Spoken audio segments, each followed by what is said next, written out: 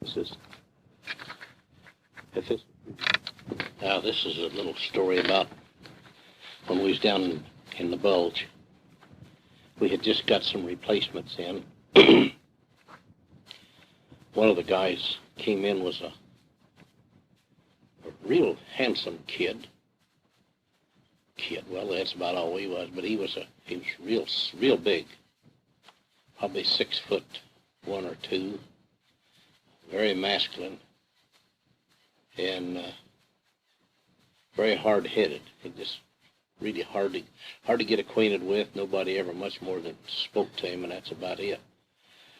But he'd been in the rear in a hospital unit, and he just kept raising so much hell with those people back there. He wanted up where the action was at. He was tough. He wanted everybody to know how tough he was. Well, they brought him up, and I guess he was online about 2 weeks, and he came back into the aid station, and he told Captain Hanson, he said, "I've had it. I just can't stand anymore." And so Hanson, he conversed with the world's famous Major MacArthur. MacArthur said, "It's real simple." He said, "He either goes back online or we shoot him. That's just all there is to it." Well, MacArthur himself would have shot himself before he'd have went on the front line. He'd never been up the front line. He'd been up close, but he'd never been on it. But anyway, we gave him what we called a Blue 88. We gave him some Seconal sodium and drug him back in a tater band and let him go to sleep. Well, when he awakened, it was rather abruptly, because we were under shell fire, and he just sat upright with a glazed look in his eyes. You could tell right then, by God, he was loose on the cob. He'd already stepped on the mouse, and he started hollering and screaming and just pounding on the wall. He was just tearing his fist up, just pieces of skin are flying out of him. Well, me and this old Mexican wrestler, old Geronimo, we dived in on that guy, and hell, we just come back out of there like we was a rag. Well, that was a good indication right there that the man, by him having such extraordinary strength, that he was gone. And finally, we mustered up about 2 more real quick, and we just overpowered him. And while we had him down on the floor, we got some wire. I think that's the only thing we had. We didn't hurt him too much, but we hog-tied him. That's when you tie your hands behind you and then tie your feet to your hands. And then we tied him to a stretcher. And when the ambulance came back from taking a load of wounded back, they said, "Boys, we got you a live one here." And when we put him in the ambulance, that old ambulance driver said, "My God, make damn sure you got him tied and tied good," because he said, 2 of us guys can't drive this ambulance. But when we put him in the ambulance, we never heard any more from him. I guess the boy just was running on hot air. He just wasn't as tough as he thought he was. And during this same period of time, we got, I believe it was 3 replacements: Leo Sanford, Dick Tracy, and Merrill Moore. And of the 3, Moore was a horse's butt. He was an ex-cop from, I don't remember now whether it was Birmingham or whether it was from Atlanta, but it was one of the southern states. He was an ex-cop from this big city. And he looked us over, and he said, "Any of you guys got a spoon? I got a can of rations." And Gibson, he had a spoon in his pocket, so he just licked it off and wiped it on his dirty coat. Hell, that's the best he could do, and handed it to him. Well, this Moore, he just went up in smoke about us being so filthy. And he looked us over real close right then, and he said, I can whip any damn one of you guys in here. And that's the first time any guy in our outfit had ever just off his cuff, offered to whip any or all of us. And Tracy, that Stick Tracy, was 6'6". He said, "Why don't you just shut up?" He said, "We got all the fighting we can take care of right now." He said, "Maybe after this is over, I'll whip your ass if you can wait that long." That kind of calmed him down. Well, of course, everybody, new men, they was trying to do good, and I just love to see new men come in, but I hated it too because they were green as grass, and you just had to take them and educate them, or they would just get killed trying to do a good job, And it wasn't but just a few minutes after we went through that episode, why, the captain showed me a place on the map. He said, "Now this is out of our sector." He said, "There's wounded in this town." He said, "We just got a call on the radio." He said, "You take Sanford and go up there." I said, "My God, here's a big old boy." I think Sanford was from Birmingham, but hell, he was just good as could be. Just a wonderful guy. And he'd never ridden in a Jeep or nothing like that, He was just strictly fresh from the concrete over here. But he got in, and I never gave it any thought about. He had his helmet on. I never told him how to wear his helmet, nothing. I figured, hell, he knew that, That's why they have basic training. Thank God we took off down this little old road, and boy, the further we went, the worse it got. Hell, they was cracking a few shells on us, and I just came around a real sharp turn across the bridge and started through a cut, and the trees were all blowed down across the road. Well, I knew what that meant. Is either the Crouch was close by, that meant I was in a trap or something. So I never told him anything about it. I just slipped over in second cog and mashed her all the way to the floor and went right up the bank, through the fence and out into a field, and I could see this little town over there about, a third of a mile. Boy, and I was hauling it going across there. And I got pretty close to town. I spotted a half-track. And I come sliding up at that half-track. He was in behind an old barn. And I said, "Any wounded up here?" And he said, "No." He said, "I'm the only damn guy in town. They got me pinned down. I can't get out of here." Said, this old half-track moves so slow. Said, "They'll get me." And he said, "I bet you $1 they're zeroing in on your ass too right now." And I said, "Well, if you ain't got no wounded, I'm going." So we started, me and Sanford, and got started out back across that field. It was real rough. Had a lot of raunches in it, I called it, the high and low places. And I run Sanford right out from under his steel helmet. Oh, he got all upset, and he was just cracking me with them damn mortars. And I got right back down there, down that, where I went through the fence. I got back down in the road, crossed the bridge, and the old Jeep just died deader than hell. Oh, he said, "Now what's the matter?" And I said, "I haven't the slightest idea." And I throwed the hood up real quick. I grabbed the air cleaner, took it off, and I grabbed the accelerator and hit it a lick, no gas. Well, that's the reason he died. There wasn't no need to look for points. So I went over to the fuel filter. It was full of ice. God, it's cold. It's cold during this time. Probably, this particular day is probably between 0 and 10 below. And they had a real unique fuel filter on that. It was real thin metal disc in a stack. It's so thin that it would allow gasoline to go through it, but it wouldn't allow water.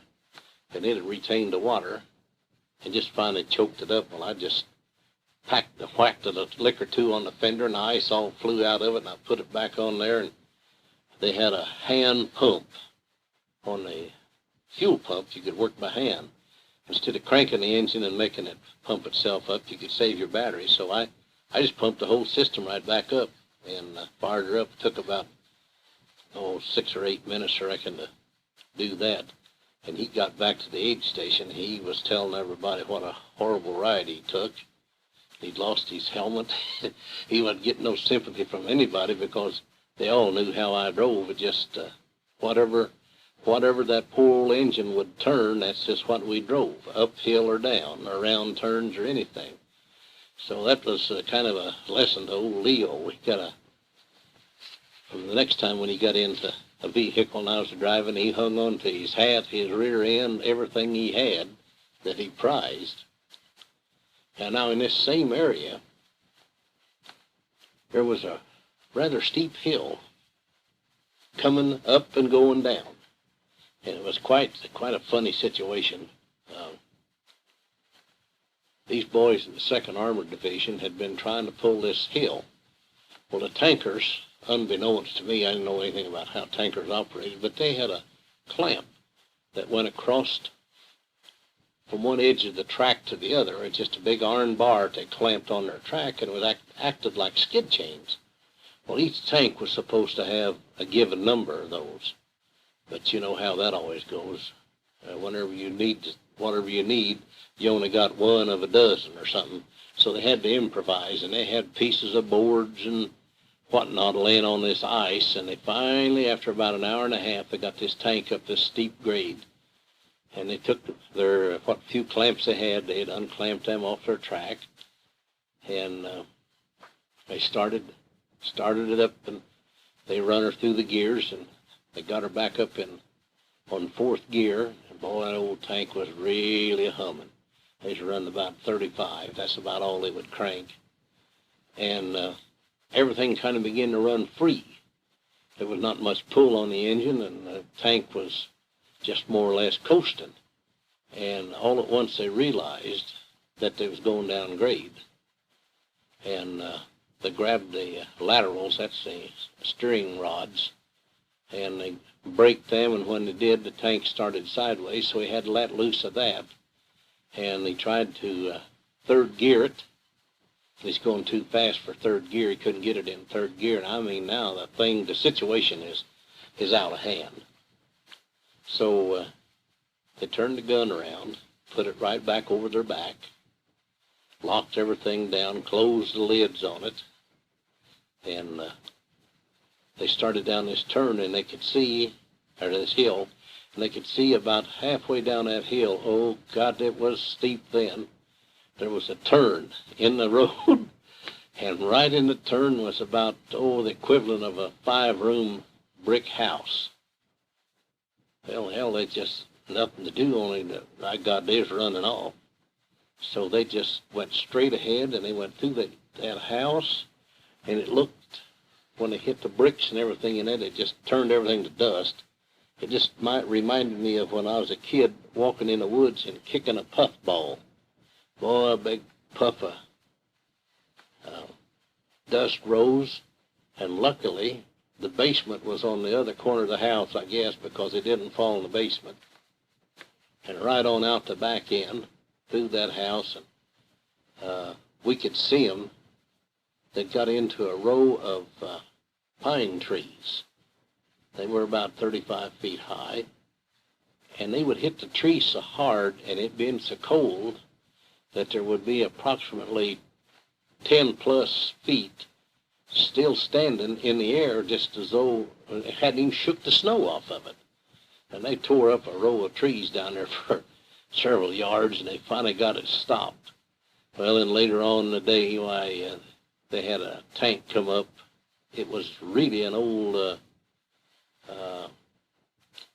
what was the name of that? They had Sherman's, Grant, as an old Grant tank that had a big A-frame on the back, and they'd converted it into a wrecker, and written on the side said, Old Granddad. Well, old Granddad come up there, and he got a hold of the tank, and he pulled his tracks in two. Then they put another tank on Granddad, and he pulled his tracks in two. And that's one big problem with those Shermans. They had tremendous power, and once they could get their track set to where they could pull, if it didn't slip, it just pulled the track in two. Of course, they had the track on the pulling wheel on the wrong end. They had that on the front end instead of on the rear end, like a Caterpillar. But anyway, that was kind of a day. Sometimes you could look at other outfits, kind of a day that they was having. And we were progressing along through the wilderness and the woods and whatnot. And we was in a very small town, just kind of regrouping. And of course the English were in there too. And the English would steal anything they get their hands on. They was stealing this Tiger tank. And they had it mounted on a great big old, what you'd call a four-wheel trailer. Only it was a multitude of wheels on it, but it was a trailer that instead of being a lowboy that mounted on the back end of a semi-tractor, why it was just mounted on its own dolly wheels, and it was pulling it on the back of an old Diamond T truck that we had been fortunate enough to sell them. And this Diamond T had no live axle on the front. It was just a dead axle. Well, he couldn't pull it. It was on this ice and snow. They had skid chains on that old Diamond T, and it just kind of jumped up and down and pulled chains in two. And so along came an old buddy of mine. I knew he was in service company, and his name was Rouse from Tennessee. And he said, stopped him, and he said, Yank, could you give me a tow? And old Roush says, hell yes, where do you want to go? And he was on a road that was kind of facing like northeast, and the intersection, the road went due north, but that road, when it got to the intersection, it turned, and you could go back south, but you lost a lot of altitude there. It was an old store set right on the corner. It was a kind of a point store, and two roads were different elevations. Well, Roush had on 12 ton of 105 ammunition. So he just pulled that old 2.5 ton around there and hooked on the front of that old Diamond T and put her up first gear. And boy, I'll give that old 2.5 ton Jimmy credit for one thing. I mean, it would pull. Well, old Roush started him in. He was just a humming. And he took him right up there and cut it. Well, the Englishman seen that he couldn't make the turn at all. It was too sharp a turn for such a big wide rig he had. Well, they set the brakes on the Diamond T, and old Roush just held her to the floor. And the Englishmen then, they had hand brakes on that trailer, and they were back there spinning that wheel on the hand brakes.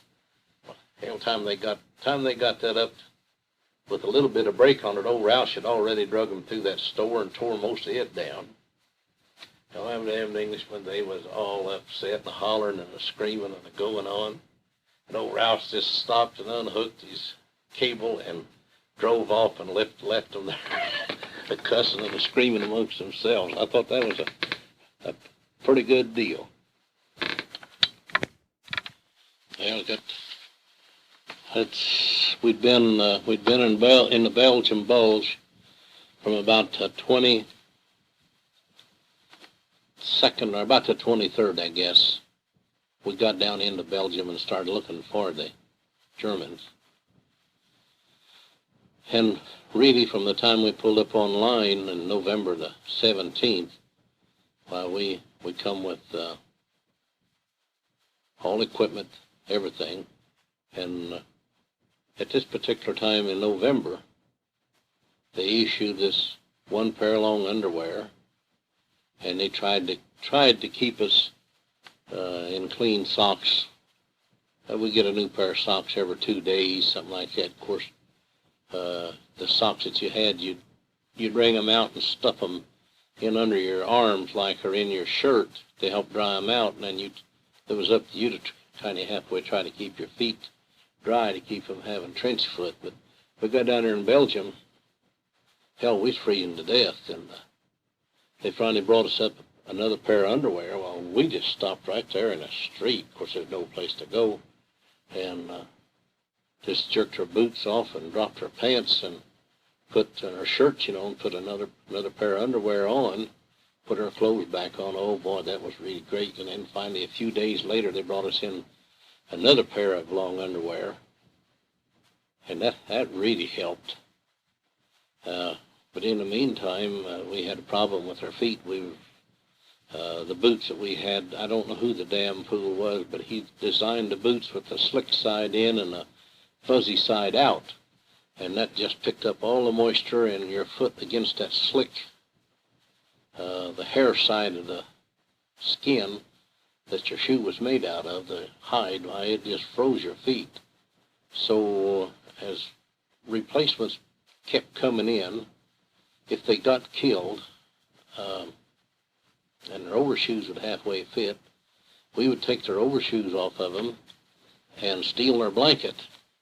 And I done my own, I cut a blanket in about 2 foot squares. I threw my shoes away. I wrapped that blanket around my foot and then just stuffed it down in that 4-buckle Arctic. Well, it's kind of like felt boots. And God, that just made the difference between go or stay. A lot of guys that just couldn't do it, they lost their feet or they was frozen. And my dad had sent me a pair of sheepskin mittens in the last mail call. Oh, I'd been asking for them for days, you know, because I knew I just couldn't go at all with my hands the way they were. And that saved me a whole lot there. But to go from like the 17th of November until,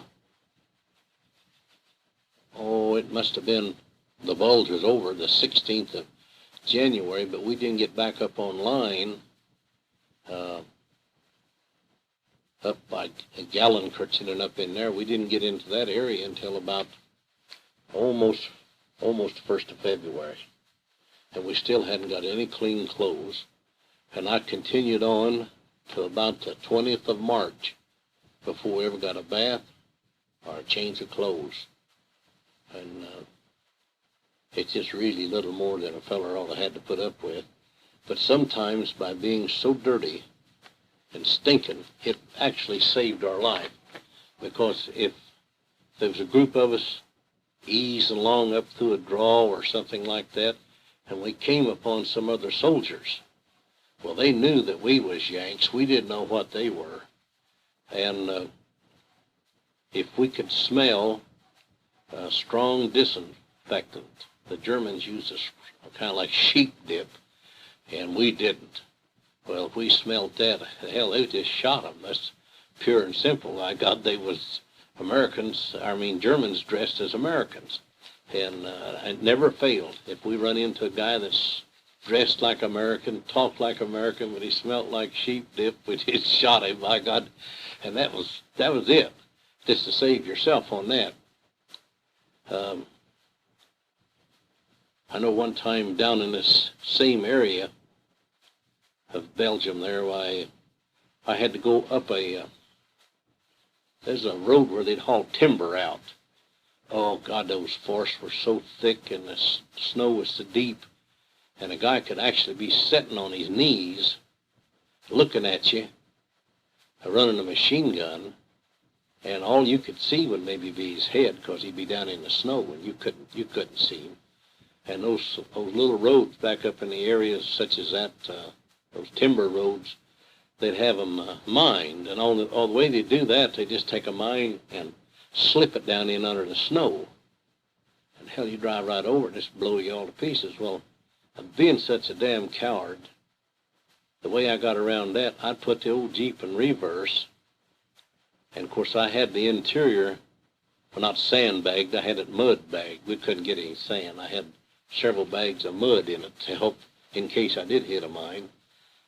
I'd sit on the hood, on my knees, and pull the throttle out and just go back up the road. And if anything happened, now it didn't take me very long to get in the seat, and with or without the aid of the clutch, I would change directions. I've done it. And I know one time I was driving right up the road, and there in the Bulge, and I was really goosey. I just really hated to go up this road because engineers or no one had ever been up through there. And I had to go way out past where my infantry was at because I couldn't get through the woods and the field and then swing back. And I'll be damned, the guy following me hit a mine. He was driving in my tracks. So it just kind of makes you think sometimes maybe nobody wanted me right at the time. And we was down there in this one little town. I can never remember the name of it. It's right at the beginning of the Bulge, and we was really, really touchy, pretty goosey. And our own medics, we had enough guns amongst ourselves. The hell with the Geneva Convention. We'd already went to Plan B. We was going to save ourselves if we could. And we was in this Belgian's home, set up a little aid station there. And of course we had nothing to eat.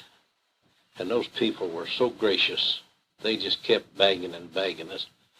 And finally, the resistance just broke down, and we had supper with them. And they had soup. I'll swear you could read the date on a dime in the bottom of a gallon can of that soup. It was just thin. And I never eat any soup that tasted so good in my life. And they had some of that old hard bread, and that was better than cake. Of course, we were so hungry.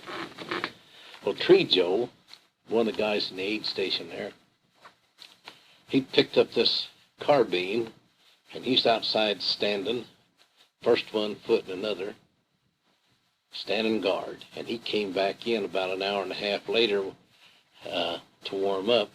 But in the meantime, the old folks had gone to bed. And we were talking with the daughter and her brother, daughter and son. And the son had escaped twice from a concentration camp, and he knew if he was ever caught again that he would be just shot on the spot. But the daughter, she was real touchy too. She's wanting to break and run, but trying to be graceful about it. And Tree Joe, as I said, came back in off of guard duty, and his hands were so cold, he started to take the clip out of the carbine, and when he did, he took it off of safety. Well, his hand hit the trigger.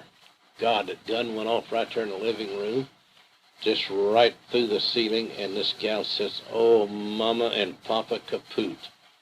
Well, she thought her mother and father were upstairs sleeping in that room. Well, she got the message across to us, and we all ran up there.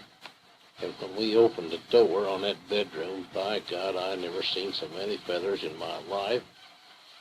You couldn't see nothing. You couldn't have seen a 100-watt bulb in that room. It was just wall to wall, ceiling to floor, nothing but feathers. And she went in, rushed in there, choking and gagging on them feathers, and found there's nobody in bed. They'd went to bed across the hall, and oh, we were so relieved of that. Now, these same people we were with there in Belgium, I asked them, I said, when the Germans came through here the first time, how did they know who to take? Who were going to be loyal to them and who would be loyal to the Belgian government, even though it was in exile? And he said, oh, that was easy. He said, the priest that came to our church about 1939 or 40 was a German agent. And it wasn't long till talking with the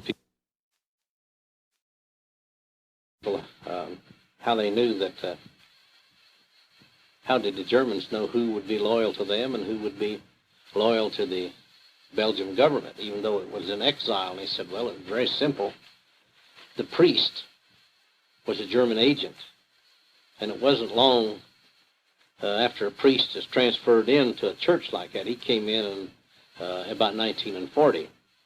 39, 40, a lot of these priests came to these small villages, and they would communicate back and forth to the people, and they'd find out, you know, that a priest has a lot of influence on the people, and they would divulge to him whether they were loyal to Belgium or to Germany or whatever their attitude was, and he would convey this on to the Gestapo, and they in turn was making a list.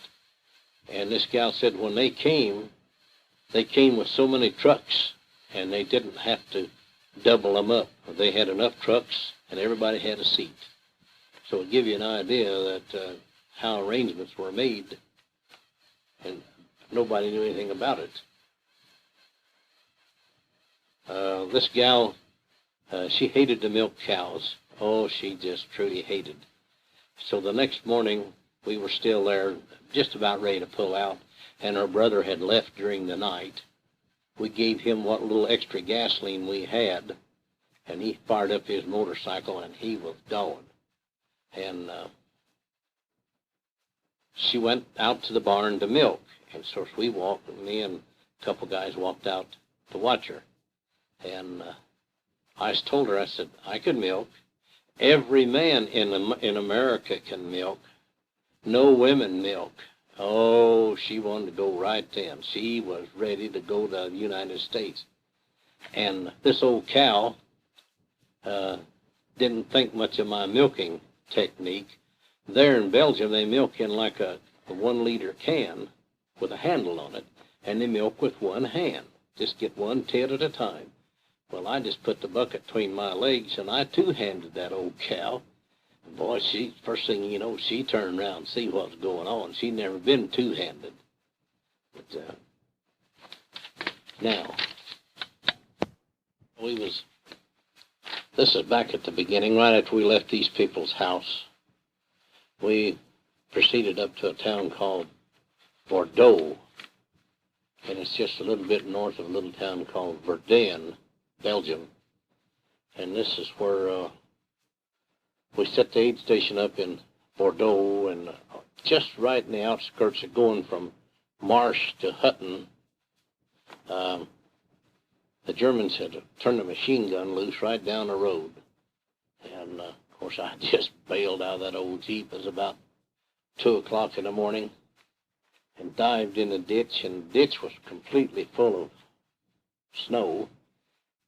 About 3 foot of it was ice water, and I'm down there in that ice water, and I said, oh, hell, just get back up and get shot, because I'd just as soon be shot and have it over with as get down in here and freeze to death. Well, the boys eliminated the machine gunner, and we set up the aid station, and we just kind of fiddling around, and we got organized right quick, and this was about 8 o'clock at night, and they told us, and we had just then met some men out of the 334th, one company. I don't know what company they were with, but it was the 334th Regiment. And there was talk that started real quick that 100 Germans run these boys out of 334th out of this little town of Verdun. And I told a couple of guys in the group there, I said, they ain't no damn way. 100 Krauts couldn't run American 334th any place. No way. Well, so the officers, you know, they're the biggest bunch of damn liars there ever was, and I ain't a backing down for none of them. They told us, they said, now, we got 100 Krauts up here. All we got to do is throw them out of this little town. And when we get that job done, why, I said, well, this was on Christmas Eve. Yeah, that's what it was. This December 24th. Said, once we get them out of that little town, said, we'll be back here in Marsh tomorrow, and we'll have Christmas dinner. Everything's lovely. And I told the boys, I said, nah, these damn people, when they promise you hot food, somebody's going to get killed. Just like they promise you clothes and a bath and hot food, they'll kill half the outfit for that. Well, anyway, we started out of Bordeaux, up this mountainside like. It was just a big, long, pretty steep hill. And the first people we run into, after just a couple hundred yards, was Krauts. Not just Krauts, it was the 116th Armored Division. Now, there ain't much worse situation than that. There was 2 companies of us. A company of infantry is 180 men, and we were just 170 men. We weren't even 50% strength. Well, we run into the Krauts, and the first thing you know, we got the Krauts confused. They got to firing amongst themselves. They knocked 14 of their own tanks out.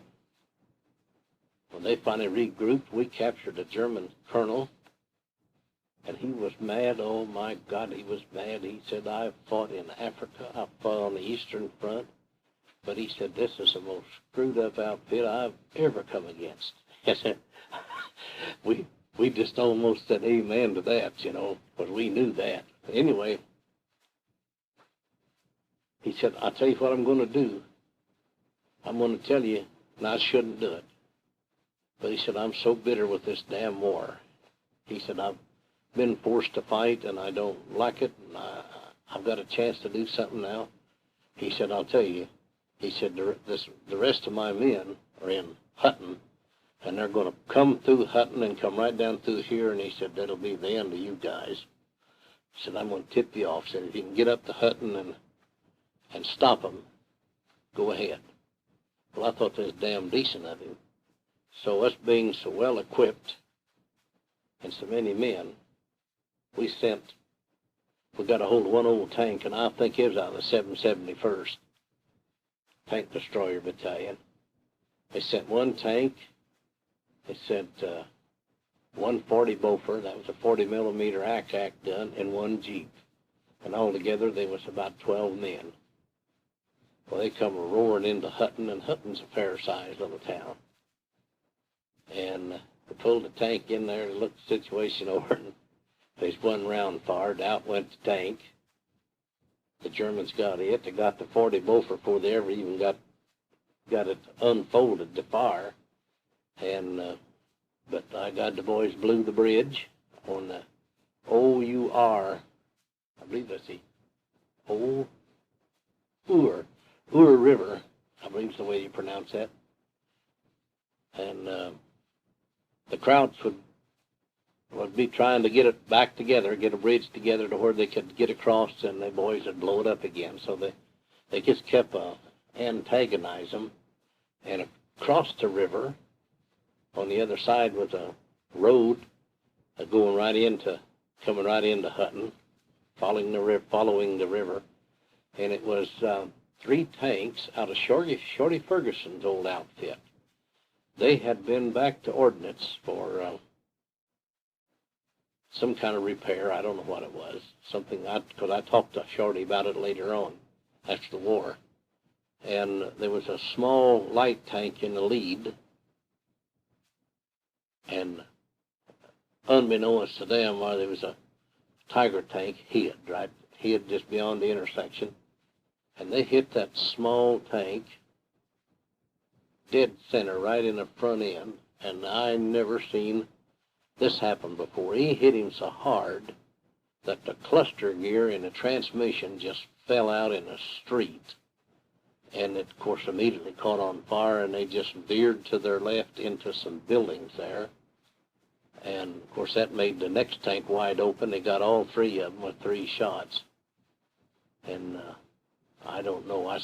I remember seeing, when I examined the tanks, there was some long underwear with some meat in it where this guy had slid down the side of his tank, and he's on fire. So I just imagined it was part of his butt. And his billfold and everything had fell out. And there was a little picture laying there on the ground of a pretty little boy. And it said, "See you soon, Dad." And, of course, we never knew anything about what happened to the people, where they were captured or where they completely burned up or what the hell. But when we got into Belgium, before we got across the river, there in the Hutton God, we was so hungry. Well, I'm getting a little ahead of myself, but I'll go ahead with this story. Me and this Dick Tracy was looking for something to eat. And we couldn't find nothing. And I said, oh, there's some beehives. So I rushed over there and started taking those hives apart. And, you know, the Germans had even taken a knife and scraped the wax off of the boards. There wasn't nothing left. And I found a row of carrots. And me and Tracy cut them out of the ground with an axe. That gave us a little something to eat. But when we was back the other place fighting those other tankers, there was a patch of woods there, I don't know, 3 or 4 or 5 acres in it. And us medics hauled wounded on foot, because they wouldn't allow us to go through there on a jeep. Well, we couldn't have made it anyway. It's just the wood's too thick. And you know, we hauled wounded through there all night. And the next morning at daybreak, they captured, I don't know, between 400 and 500 German soldiers that was inside that patch of woods. But they were dressed in white uniforms. Even their guns was painted white. And, of course, that was kind of a path that we was on, and they were staying back away from that, just watching us. They never paid no attention to us. Well, up in this little town of Verdun, we shook another bunch down. There's about 250 of them, but there's some SSers in that bunch. And I picked up my P-38 there. And, of course, you can just imagine about 250 men just out in the street, and they just drop your pistol belt and your pack, and just leaves a big pile of trash, you know, where they stand, and just march them away from it. Well, I walked out there, and I'm kicking first one gun and another around, looking for a Luger, but these were all enlisted men. There weren't very many of the officers. But just as I bent over to pick up this pistol, tank right down the street, about 150 yards, opened up on me. And as far as I knew, the tank was knocked out. And God, I just damn near got it. I hung on to my gun, and one of the men that just came up the night before, he was a brand new recruit. Somebody said, slip down there and drop a pineapple in that old tank. He did, and I don't know why the upper lid was never fastened down, but he just crawled up on the side of that tank and dropped a pineapple in there. And then in a couple of minutes, he took the lid up and looked in there, and he was all upset and nervous and shaking and about to cry. He killed a woman. But hell, you know, the rest of us, we didn't give a damn about that. It just somebody else, we got that, whoever's running that machine gun, we got that particular problem taken care of. But it wasn't long till he was just about as bad as we was.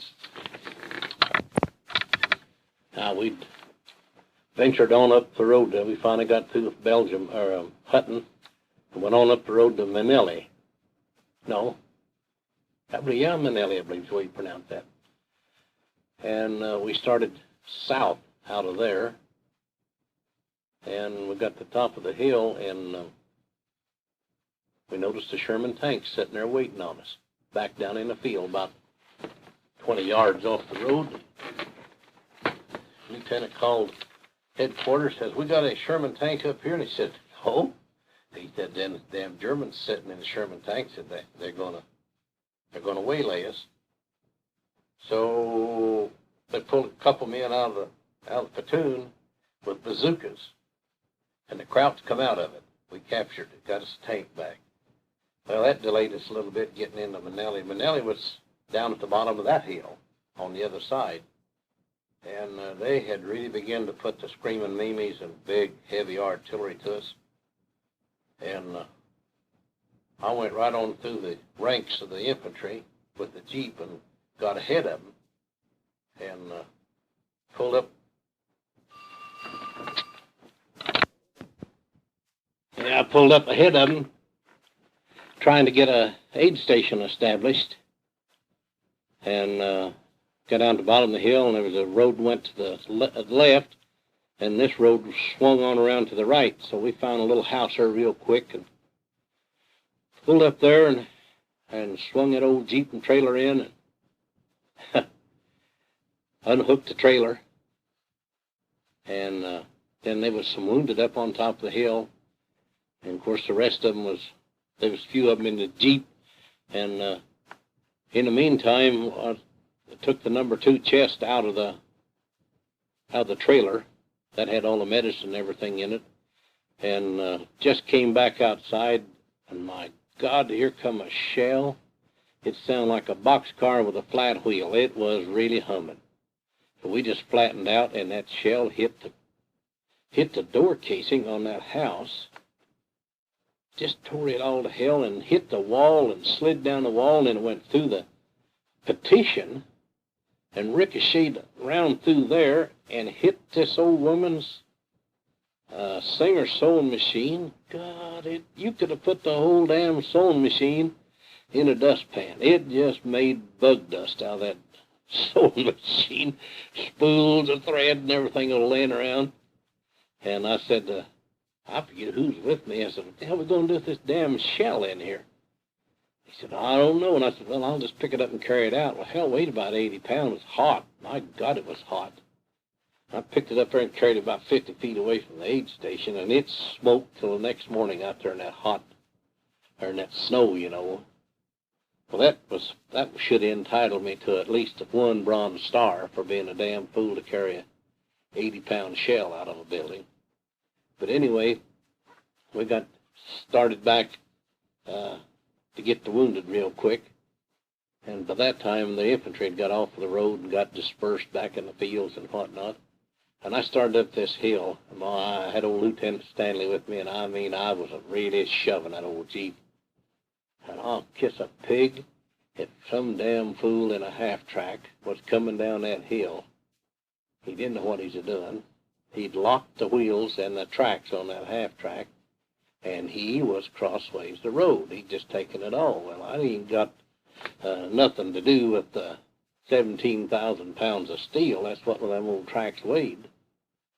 And I couldn't do nothing. I run so damn fast, and I just made a right turn and drove down through the woods off the side of that hill. Oh, I mean, it was hell of a ride. And I stopped down at the bottom of that hill. I was in an 8-foot ditch. And the lieutenant says, now what you going to do? And I said, I'm going to back all the way to town. There ain't no way I can get out of here. Just, they had me in a hog trough, and I backed all the way downtown and finally found a place that I could get back up the bank. My God, that lieutenant, he liked the crap. He just had never had such a goddamn ride as that. When I got back up that hill and got the wounded, got back to the aid station, and I went back down to the intersection. There was a lot of screaming meanies coming in there, and there was a couple guys that had been hit, and there was a major. I don't know what damn outfit he was in. He was standing there giving me a bunch of crap, but I got that screaming meanie come in there, and a piece of that damn steel hit him right in the leg. Just, by God, I mean, up close, cut his leg off, and of course it fell over. He just bleeding like a fountain. I just stuck my fingers in them arteries, and there was a full colonel there, and I said, get his aid pack. Well, hell, he just stand there, and I called him son of a bitch. I said, you son of a bitch, get that aid pack and tear it apart. I got to have the cotton. Well, I couldn't take my hands. I couldn't do it with one hand, you know. So they finally feebly tore that apart, you know. And I just stuffed that major's arteries full of cotton and took his breeches and hooked it to the back of his belt and on the front of his belt. That's all the bandage we had. Never had no damn bandages and nothing. Gave him a shot of morphine and throwed him in an ambulance, I believe it was, went past. Anyway, we got rid of him, but God, it just ruined his goddamn day, I tell you. When you started out, well, you never started out. I mean, just you never knew from one minute to the next whether you was going to be breathing or what the hell. It's just kind of a crazy damn situation.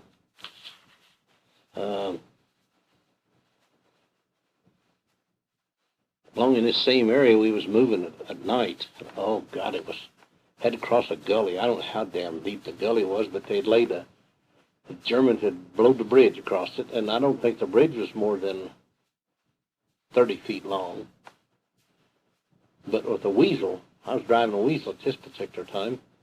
The weasel's inside track was Sonera that we had to ride up on the wheel ridges, what guarded the wheels on a Jeep. A Jeep just would get on a Bailey Bridge.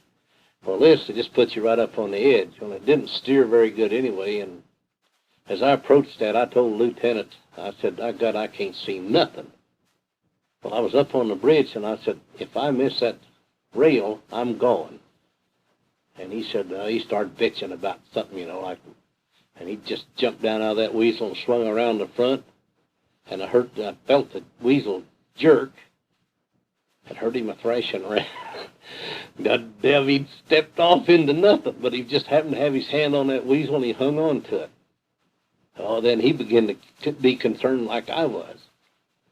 But we finally got across there. He guided me across, but he had to get down almost on his hands and knees to feel the track and feel where I was running. And we got up that holler, and I'm telling you, I seen them men. We'd been on the Ghost for damn long then, and no food, and men was cold as hell. And old Pedley come up there. His name was he was a bird colonel of the regiment. Old Timothy Asbury Pedley come up there and was raising hell because guys running machine guns and the like wasn't policing up the brass. Well, my God, a man had more to do than police up the brass. He had to save his own butt first, and then try to figure out what the situation was. And finally, one of them officers told that old Pedley, he said, you better get the hell out of here. These damn machine guns will turn around, they'll fire the other direction, So he finally could see the handwriting on the wall. He got the hell out of there. But I was hauling ammunition up. I'd bring back a load of wounded, and I'd take a whole bunch of damn ammunition, a box of mortar rounds, just anything I could get a hold of. And I got caught at it. And the captain, he just raised hell because I was hauling ammo. Well, I didn't really give a damn. I told him, I said, well, them guys ain't got nothing to shoot with up there. It's going to be my butt back here, too, So I know one time I was bringing a guy back, and this weasel was a vehicle, maybe I mentioned it before, it was designed to travel 400 miles. It was just barely hung together. It had no locks in the transmission. You could actually put the transmission in 2 gears at once. Well, I was coming back down this one hill, and I was rolling 35 miles an hour. That's all she'd run. And it vibrating and shaking so that the other half of the shifting mechanism went into low or to reverse. I don't know what gear it went into now, but the engine just died, and it having such good traction, everything locked up tight, jammed me down underneath the dashboard, and I had a guy laying on the back on a stretcher with a broken leg. Hell, he just come out of there like a rock out of a slingshot. He must have went 50 feet on that ice and snow down the hill there. I just hurt him awful bad. And then I got down there, and I had an awful time of getting him back up in that weasel by myself. But I got it out of gear, and it just run like it always did. And I think that was one of the first times I ever seen our own troops just do everything but mutiny. They had refused, after they pulled them off of that part of the line, and we were coming back to this, where the aid station was at. We were changing positions. They just could hardly go at all, frozen feet and everything else. As I drive along there, I'd say, hell, throw that old mortar in here, put that gun in here, this, that, and the other. Boy, and I just had a ton of weapons in that old weasel. Time I got back to this little town, well, then they sorted their stuff out. Had to give them a little break, and they wasn't going any further, because it'd been 5 days since we'd had anything to eat, any of us. And I'll tell you, snowballs with a little bullion powder sprinkled on them if they ain't got too much strength. But anyway, after all kinds of threats of court-martials and whatnot, they finally agreed to go on. But I think before the night was over, the bunch in the kitchen finally did try to get them a little something to eat. And that kind of give you an idea just how we was having to put up with first one thing and another. And to sleep in the cold. Now this may sound a little out of whack, but if we could find a manure pile, we would dig off maybe a couple, 3 foot, and then throw some hay in on it and sleep on that. And the heat off that manure would really, it would just keep you going. And that's, they kind of give you an idea how we smelt too, you know.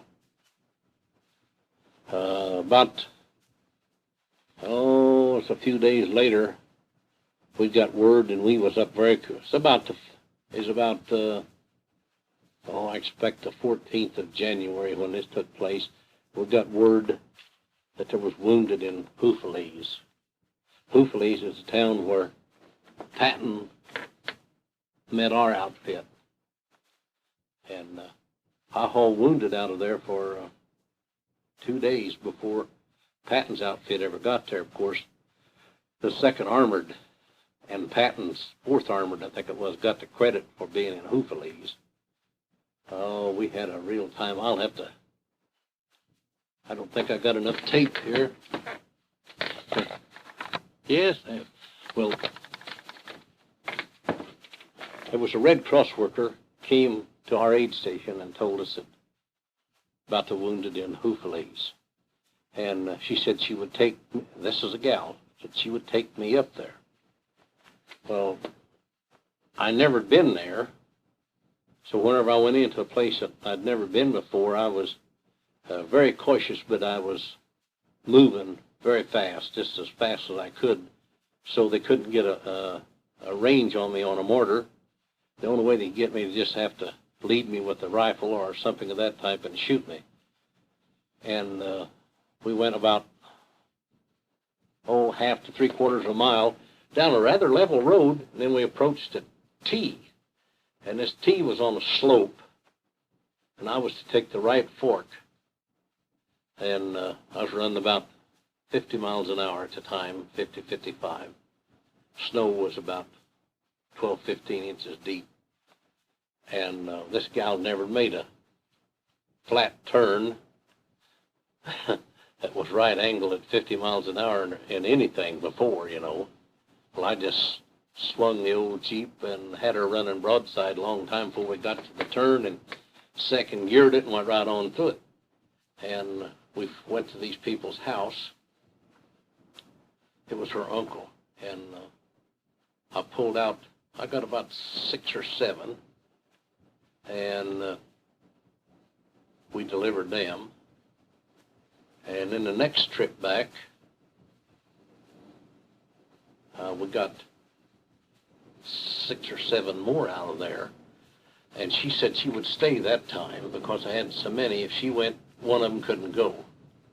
So by that time, the Germans had got my range, and I couldn't get out. I couldn't get away from the house. So I had to go towards them, back through the garden.